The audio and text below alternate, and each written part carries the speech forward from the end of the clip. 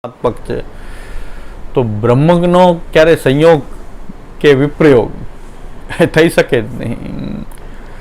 બ્રહ્મનું સ્વરૂપ એવું છે કે તો વધુ બ્રહ્માત્મક હોવાથી એનો સંયોગ કે વિપ્રયોગ એ તો બધે એ સમાન છે. ન બ્રહ્મનો સંયોગ અનુભવ થાય ન વિપ્રયોગ અનુભવ થાય. બ્રહ્મનો સંબંધ થઈ શકે, સંબંધ અનુભવ કરી, કારણ કે બ્રહ્મથી સંબંધિત બધાય છે.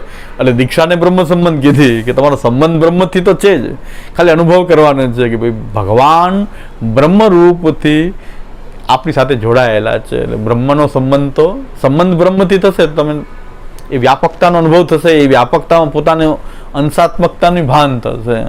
એટલે દીક્ષા બ્રહ્મ સંબંધની છે, ત્યાં બ્રહ્મ શબ્દ વાપરો, કારણ કે સંબંધ કરવો છે તો કોનો કરવો? પરમાત્માનો સંબંધ તો દેખાય જ નહીં, તો સંબંધ કેમ થાય? પણ બ્રહ્મ તો બધે આગળ પાછળ ઉપર નીચે સર્વત્ર બ્રહ્માત્મકતા તો જગત આખું બ્રહ્મ, સર્વમ ખલુ ઇદમ બ્રહ્મ છે. એટલે બ્રહ્મ સંબંધ દીક્ષા. હવે એની અંદર વિયોગની વાત આવે તો બ્રહ્મનો ન સંયોગ થઈ શકે ન વિપ્રયોગ થઈ શકે, કારણ કે તો બધું બ્રહ્માત્મક છે. બ્રહ્મથી અલગ કંઈ હોય તો સંયોગ વિપ્રયોગ થાય ને. કોઈ વસ્તુનો સંયોગ ક્યારે કહેવાય? કોઈ બે વસ્તુ હોય એકથી જોડાય તો સંયોગ, છૂટી પડે તો વિપ્રયોગ. પણ જોડાવવું કે એવું શક્ય જ નથી, બ્રહ્મથી અલગ થવું જ શક્ય નથી. બધું બ્રહ્માત્મક છે, એક જ છે. એકમ એવા અદ્વિતીયમ નેહ નાનાસ્તિ કિંચન, એકમ એવા દ્વિતીય છે, તો અલગ કંઈ છે જ નહીં. તો સંયોગ કે વિપ્રયોગ કંઈ બ્રહ્મનો તો થઈ શકે નહીં. એટલે મહાપ્રભુ ત્યાં બ્રહ્મ શબ્દનો પ્રયોગ નથી કહ્યો. પરમાત્મા તો જીવની અંદર જ બિરાજ, નિત્ય સંયોગ જ છે, વિપ્રયોગ થાય જ નહીં. તો સંયોગ જ, વિપ્રયોગ તો આપણે થાય જ નહીં, કારણ કે તો કદાચ જીવ નીકળે તોય સંયોગ જ રહે પરમાત્માનો. આપણો જીવ નીકળી જાય તો બીજું કોઈ બધા છૂટી જાય, દેહ છૂટી જાય, બધું છૂટી જાય, પણ પરમાત્મા તો એ જીવમાં અંદર બિરાજીને સાથે ને સાથે. નરકમાં હોય તોય અંતર્યામી તો નરકમાં બિરાજે જ આપણી સાથે. આવો સગો બીજો કોઈ ન હોય શકે. સાચા સગા છો શ્રીનાથજી. અને નરકમાં જાશું તો એ ચિંતાની વાત નથી, તો રહેશે જ સાથે, બીજા કોઈ હોય કે ન હોય. બાકી અહીં તો પડે વિપતને આવે ને કામજી, સુહાગી મારે સાચા સગા છો શ્રીનાથજી. વિપત્તિ પડવા માંડે ને તોય માણસો દૂર ભાગવા માંડે, વિપત્તિનો સમય આવે તો પણ દૂર ભાગવા માંડે. તો નરકમાં તો કોણ આવે? પણ ભગવાન કે હું તો હા પરમાત્મા રૂપથી સાથે ને સાથે રહીશ, દેહ છૂટે પછી પણ સાથે. અને પરમાત્માનો તો કોઈ વિપ્રયોગ ન થઈ શકે, નિત્ય સંયોગ. ત્યાર પછી આવે છે ભગવાન. ભગવાનનું સ્વરૂપ એવું છે કે ભજો તો ભગવાન. તમારો ભજવાનો ભાવ હોય તો ભગવાન. તમારી અંદર ભજવાનો ભાવ નથી તો પછી કૃષ્ણ સામે બિરાજતા હોય તોય ભગવાન નથી. તો જેને ભજન કરવું છે એને ભગવાનનો સંયોગ કે વિપ્રયોગનો અનુભવ થાય છે. પણ અહીંયા સંબંધ કયો રહેશે? ભક્ત ને ભગવાન. ભગવાન એના ઐશ્વર્ય વિનય યશસ્વી જ્ઞાન વૈરાગ્ય યુક્ત જે ભગવાન છે અને આપણે ભક્ત છે. તો પણ એ ભક્તિ ભાવ આપણી અંદર હશે ભજવાનો, તો ભગવાનનો સંયોગ કે વિપ્રયોગનો અનુભવ પણ થઈ શકે, ભગવાનનો પણ થઈ શકે. પણ મોટા ભાગે ભગવાનનો તો વિપ્રયોગ જ થાય, દૂર જ દેખાય ભગવાન, કે આપણાથી ભગવાન બહુ દૂર છે એવું જ લાગે. તો ક્યાં હશે ભગવાન? એના વૈકુંઠ લોકમાં હશે. તો ભગવાનનો તો મોટા ભાગે ભજવાનો ભાવ હોય તો વિપ્રયોગનો જ વધારે અનુભવ થશે. સંયોગ પાછું બહુ કઠિન થઈ શકે. સંયોગ એવું નથી, પણ વિપ્રયોગનો અનુભવ થાય. પણ અહીં મહાપ્રભુજી કહેવા એ માંગે છે કે સંયોગ વિપ્રયોગ યચ્ચ દુઃખમ યશોદાયા નંદાદિન. આ સાયકલ જ આવી છે. ઓલો એક જ સંબંધ રહે છે, ભગવાન અને ભક્ત. ભગવાન સાથે બીજો શું સંબંધ તમે બાંધી શકો? ભક્ત અને ભગવાનનો. અહીં કૃષ્ણ શબ્દ વાપરવાનું તાત્પર્ય રહે છે કે કૃષ્ણને કોઈ સખા મહિના તો સખા બની ગયા, કોઈ દુશ્મનનો ભાવ હતો લડવાનો હતો એની સાથે લડી લીધું ઠાકોરજી. કોઈને દ્વેષનો ભાવ હતો દ્વેષ થઈ ગયા, કોઈને પુત્ર ભાવ થયો તો પુત્ર બની ગયા, કોઈને પતિ ભાવ થયો તેના પતિ બની ગયા, કોઈને પ્રિયતમનો ભાવ થયો તો પ્રિયતમ બની ગયા. ભગવાન અને ભક્ત વચ્ચે તો એક જ સંબંધ રહે, જે મર્યાદા માર્ગી ભક્તિમાં હોય છે કે ભક્ત અને ભગવાન એની પૂજા અર્ચના આદિ કરવું હોય. પણ કૃષ્ણ જે છે એ તો એની પૂર્ણાનંદ શ્યામદાદા એમાં બતાવે છે કે પૂર્ણતાનું સૌથી મોટું પ્રમાણ હોય તો એ છે કે કૃષ્ણની સાથે તમે ગમે તે સંબંધ બાંધી શકો.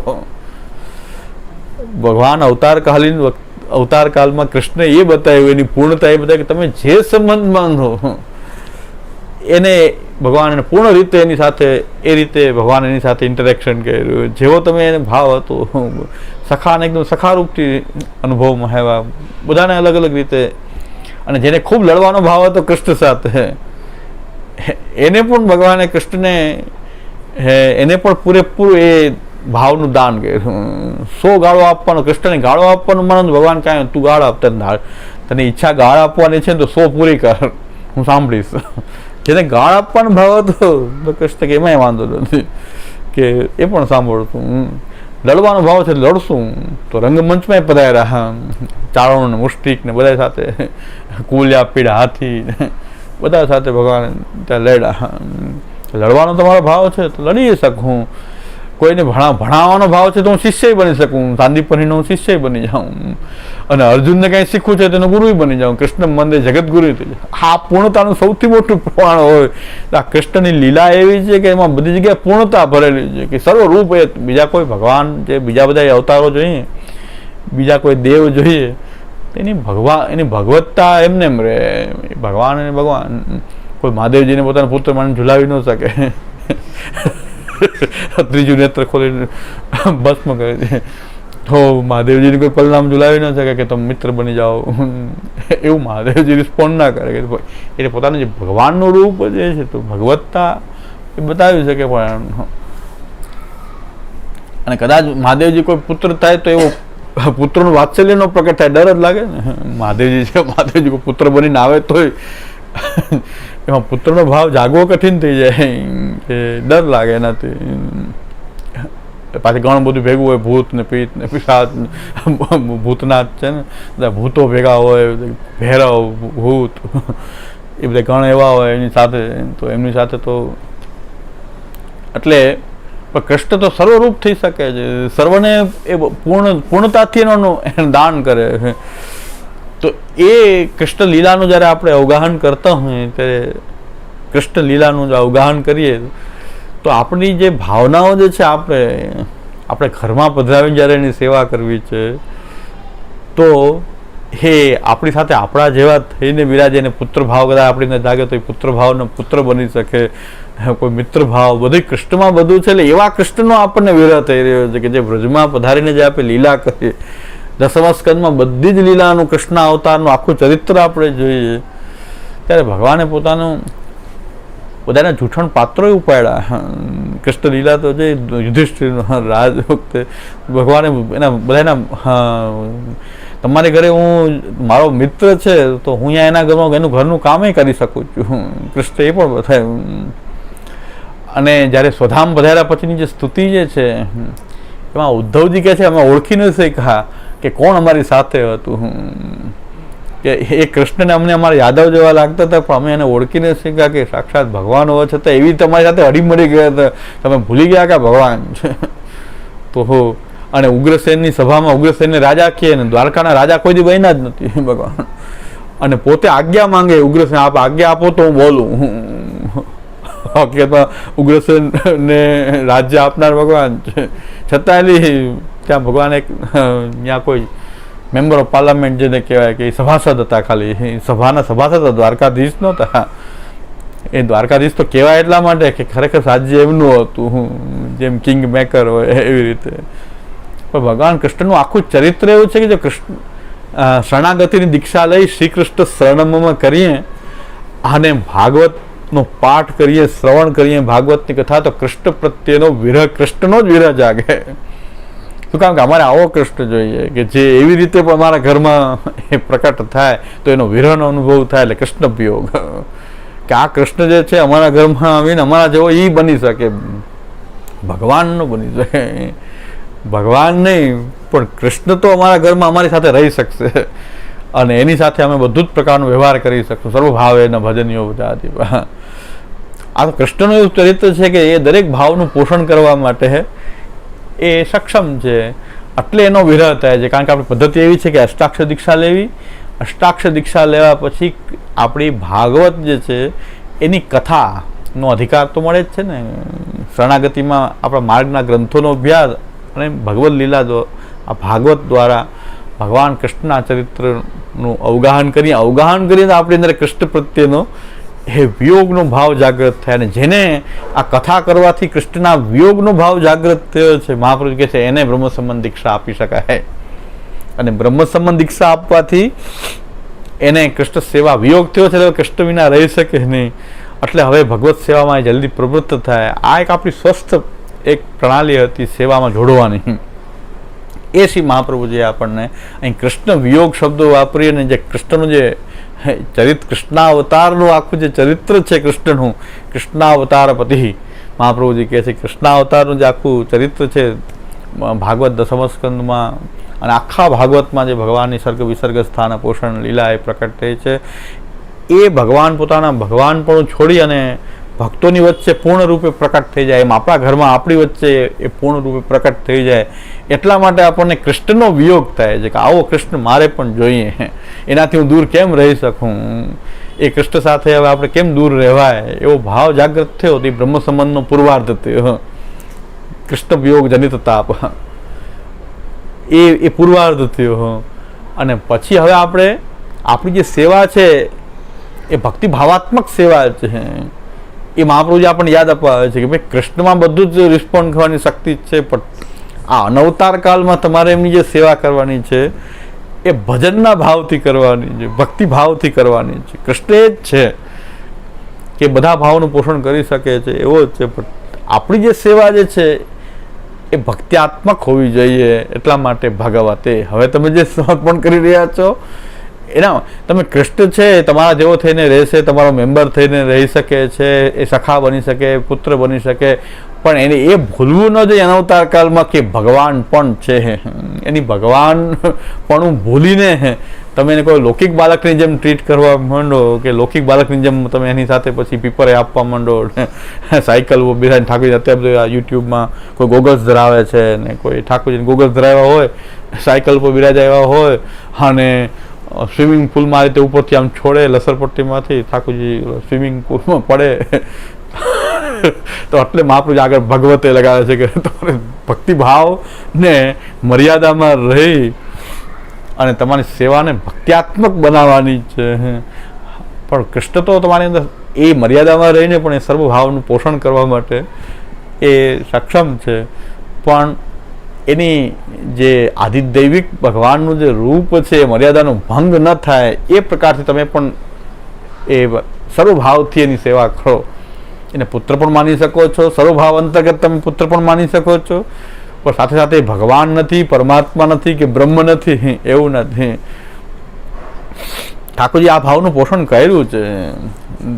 આ ભાવનું પોષણ એ ઠાકોરજી જગ્યાએ એ કર્યું છે કે વાર્તામાં આવે છે કે એક ડોકરી જે છે ઠાકોરજીને એ માટે અલગ અલગ રોજ શાકવાળો આવે તો અલગ અલગ શાક લે તો અને શાકવાળો નીકળે ને તો ઠાકોરજી અંદરથી ડોકરીને કે બીજા કામમાં લાગેલા હોય સેવામાં તો ઠાકોરજી કહે છે કે માં તું જલ્દી આવ, શાકવાળી આવી ગઈ છે અને જો શાકવાળી વહી જશે પછી તું મને હું ભોગ ધરીશ. તો એ એમને પુત્રની જેમ માને છે. તો ઠાકોરજી પણ એમ કહે છે કે આ શાકવાળી આવી ગઈ તો શાક લે, કારણ કે રોજ શાક અલગ અલગ કરીને ઠાકોરજીનો રોગ આવે તો ઠાકોરજી કહે શાકવાળી આવી ગઈ, ઠાકોરજી યાદ અપાવતા કે તો એ એટલું ભક્ત સાથેનો આપણો સંબંધ સ્થાપિત કરાવી દીધો મહાપ્રભુજીએ. મહાપ્રભુજી પોતે આ સંબંધ સ્થાપિત કરાવી અને આપ નીકળી ગયા. આ મારું સર્વસ્વ તમને આપું છું. મહાપ્રભુજી પછી વચ્ચે ક્યાંય દખલગીરી કરી નથી. હવે આ બધા સંબંધો ભક્ત અને ભગવાન વચ્ચે સંબંધ કરાવનાર શ્રી મહાપ્રભુજી છે અને કરાવી, બ્રહ્મ સંબંધ કરાવી, સેવા સોંપી, સેવાની રીત બતાવી અને મહાપ્રભુજી પોતે આપ વચ્ચેથી સાઈડ ટ્રેક થઈ ગયા. અને આ તો હવે ભક્ત ને ભગવાન વચ્ચે લીલા શરૂ થઈ કે આ ડોકરીને કે મહાપ્રભુજી એવું તો નથી શીખવાડ્યું કે શાકવાળીનું, ઠાકોરજીને એમ નહોતું કીધું કે તમારે રોજ શાકવાળીનું યાદ અપાવવી. એ તો ભક્તના ભાવ એવો હતો ડોકરીનો. અને ઠાકોરજી જે શાકવાળી જે છે એને ક્યારેક એને અવાજ આપીને રોકતાય ખરા. ન આવે મોડું થાય તો ઠાકોરજી રોકી રાખે કે રોકે મારી માં આવે છે, ઠાકોરજી રોકતા. એ શાકવાળી એમ માનતી કે આ છોકરો બહુ રૂપાળો છે એટલે બહાર કાઢતી નથી. શાકવાળી એમ થાય કે છોકરો બહુ રૂપાળો છે એટલે બહાર એને કોઈ નજર લાગી જાય એટલે આ ડોકરી બહાર નથી કાઢતી. એને એમ નથી ભગવાન છે એવું તો નહીં, પણ કે ઠાકોરજી અવાજ દેતા હા એ કે તું રોકાઈ જા, હજી આવે છે શાક લેવા માટે.